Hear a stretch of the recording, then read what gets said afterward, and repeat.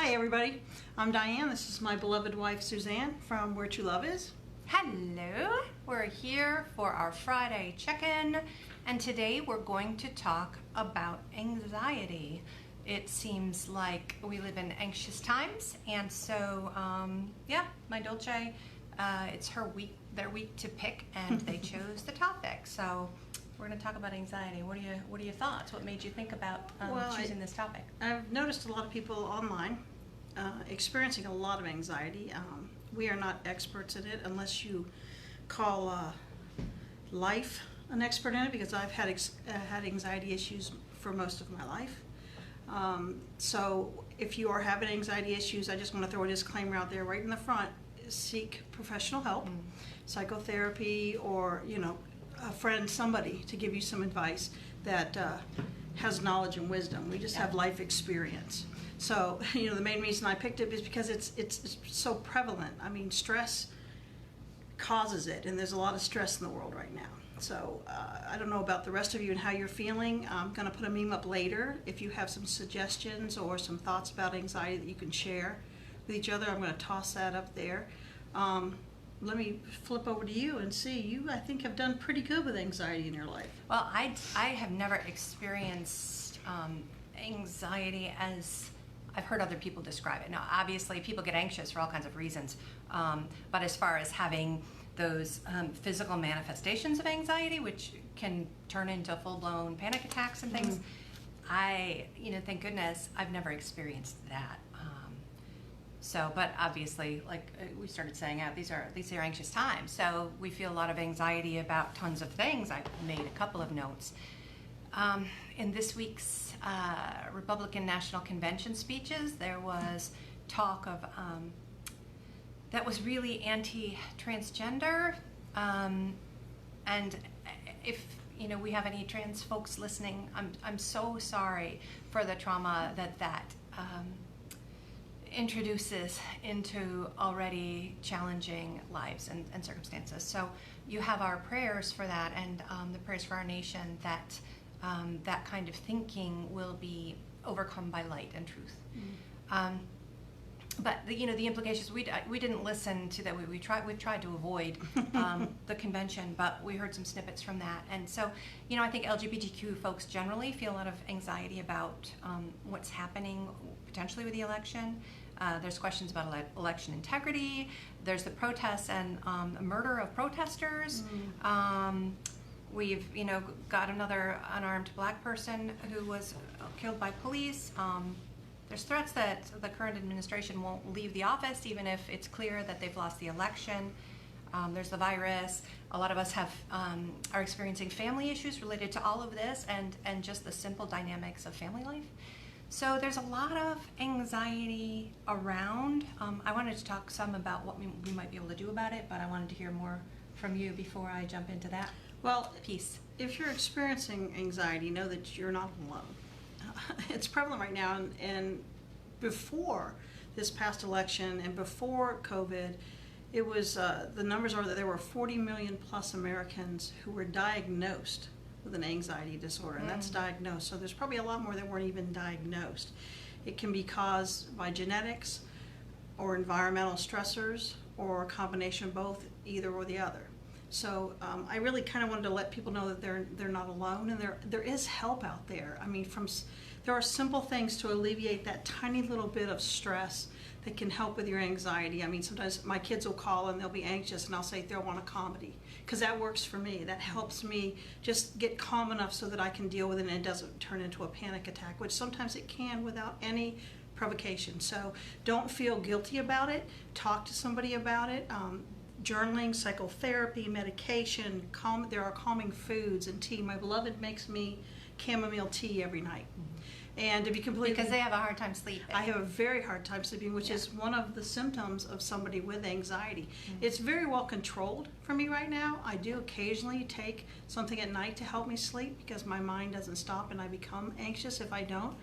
But I think I'm healed from I haven't had a panic attack in probably 10 years since we've been together. I haven't. I almost did the day we got married, and you said, no, you're not going to, and I didn't. But True story. True story. So there are a lot of things that you can do, including exercise, yoga, meditation. There is help out there. You're not alone, and a lot of people are feeling it. More people are probably being diagnosed today than have been over the last 5 or 10 years, I would imagine, with everything going on in the world right now. So just know that from us, and I think you have some other things you'd like to share on that. Yeah. So one thing I think that all of us should be doing more of, us included, is transforming our social media. Because of all this news, you know, that little everything to be upset about dump I just did a few minutes ago.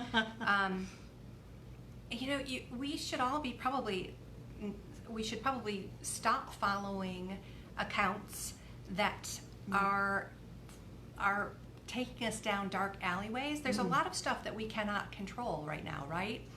And there is a line between staying informed about what's happening and what we need to know, and between sort of wallowing in it. I think that we are tending to wallow in it. On Twitter the other day, I said sometimes Twitter feels like a scab you just can't stop picking.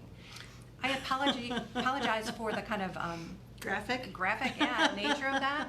But isn't that kind of how it is, that we have to tune back in and see what the latest ugliness is, and kind of remind us that we need to be fearful and anxious? So I think we would all probably do well to stop following accounts that are filled with that, to start following things that are uplifting and positive. And I think I mentioned this last week, we were talking about hope. Was it last week we were talking about hope? Yes. To focus on things that you can do. One thing is, I don't know how much of this shirt you can see, but it says rise and resist. And the bottom of it says, God does not discriminate. And these were the shirts that they gave out. We marched with a United Methodist Church group in Pride last year in San Francisco.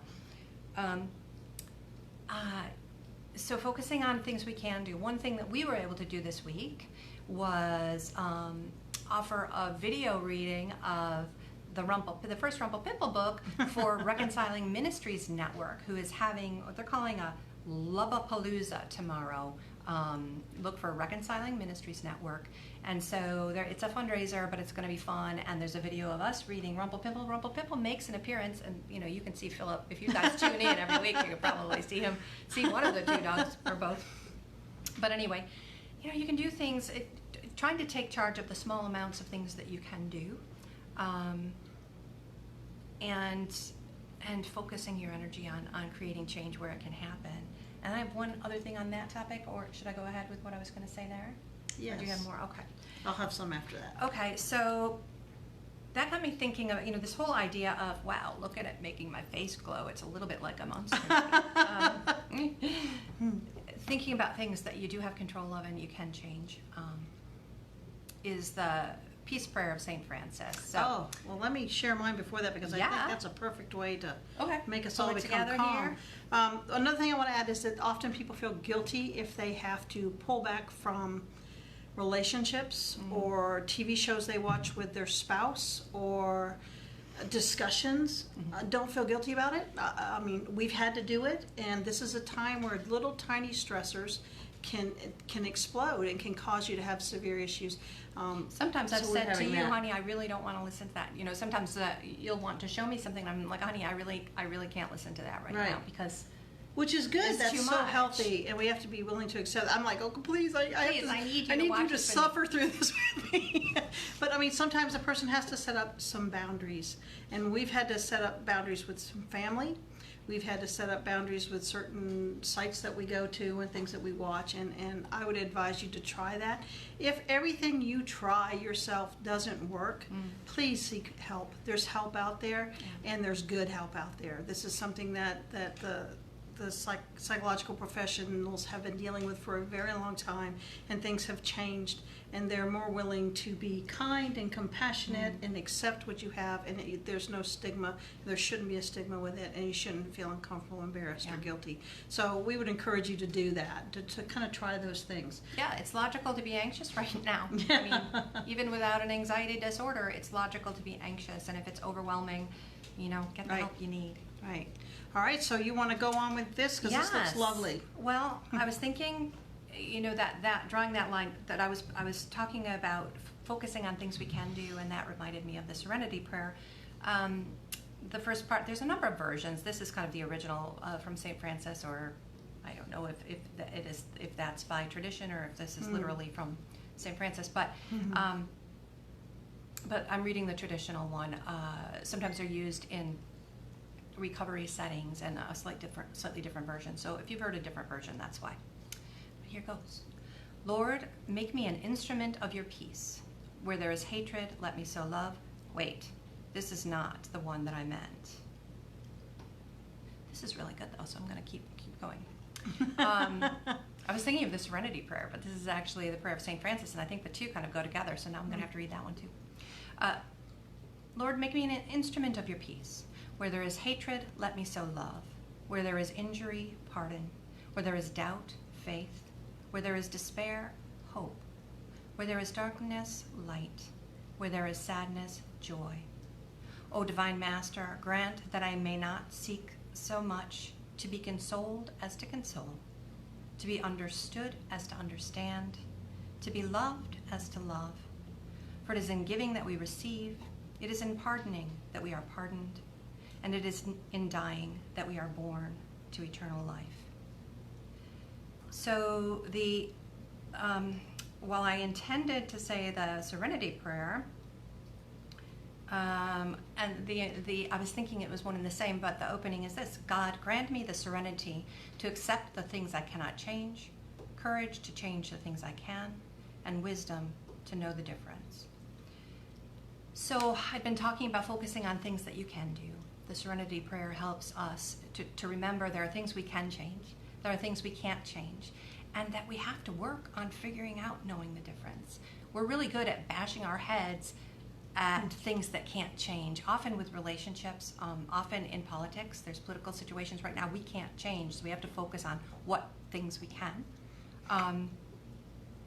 And it connects with the other prayer, the St. Francis prayer, about trying to transform because there's so many things we can't change, and so much of it has to do with how we are feeling, to try to turn those things around and focus on,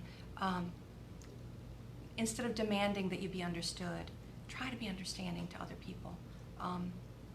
Instead of, hungering to be consoled, or you have to allow that to exist. And if you're feeling like, man, I really need some consolation, I need comfort, that's real, and allow it to be. But at the same time, it will help you if you go out and comfort someone else who needs it, if you extend understanding to someone else who might be hard to understand. And if you focus on realizing there are things you can change, there are things you can't change, and that it's really healthy and anxiety reducing to recognize the difference. So that's what I had for today. I like it. I want to kind of leave you with this story that happened this week to kind of give you an example of how small things can mean a lot to people. And I always embarrass you at this point. So here we go. She doesn't embarrass me a lot. It's always good ways. I think that I compare anxiety because I experienced it over and over and over again for over 2 years. I was in and out of hospitals. I've spoken about that story before. One of the things that helps me is a tiny little alleviation of pressure. Think of it as a teapot that's about to boil. If you take it a little bit off the heat, it comes down a little bit. That pressure point comes down. And the little things that you can do for yourself or for your spouse or your partner, they help alleviate some of that stress or some of that pressure, and they increase happy hormones and happy chemicals to happen in your body. This week I noticed that my coffee cup evolved. I'm going to tell you about the evolution of my coffee cup while we finish this. I used to drink my coffee at my desk in a regular mug, and my beloved would come down and be half drunken, and she would say, "Oh, your coffee's cold," and she would take it away. I noticed the next day my coffee cup was sitting there with a lid on it and one of those insulated cups so that it would stay hot. Well, I have a hard time sipping it out of that, and I would get it on my shirt, and I'd be like, frustrated, and I didn't even know she realized it. And I would take the lid off and sip my coffee from that. So the next day I noticed, instead of having that insulated lidded coffee cup, I had a rainbow cup that was a heat insulated cup with no lid. I was so happy. It was like every day, my problem with my coffee got progressively better. And it was just a simple, tiny little thing that Beloved did for me. And I hope I do a lot of those tiny little things for you, because those tiny little things matter, especially if someone has a tendency to lean towards depression or anxiety. So I encourage you to do those things for yourself and to reach out to the people around you and do those little things, because that little bit of kindness can make a really big difference. Well, we hope that you are managing your anxiety. We hope that maybe you can try some of the things we talked about, and that you do seek additional help if you need it, and that it's understandable that you do. We'll put a link to Reconciling Ministry Network's Love-a-Palooza down below this, so you can check it out and you can watch us together reading the Rumpel Pimple book. And we will check in with you next week. Hopefully things are going to be calmer, with no more hurricanes and trauma this week. Please, Lord, hear our prayer. But we will be praying for you. We love you. We're glad that you join us, and we will see you again next week. Have a great weekend. Take care.